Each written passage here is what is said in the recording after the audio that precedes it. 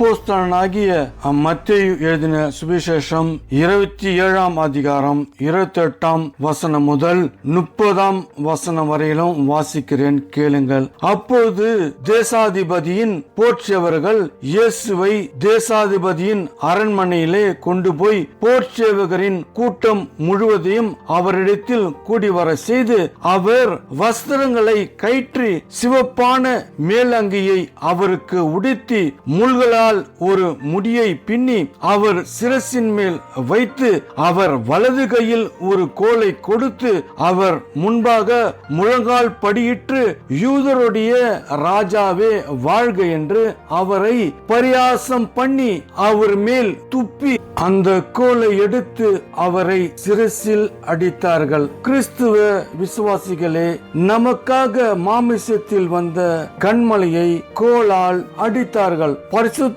வேதாகமத்தில் இருக்கும் ஒரே கன்மலை யார் என்று நீங்கள் அறிந்து கொண்டு விட்டீர்களா? இல்லையா?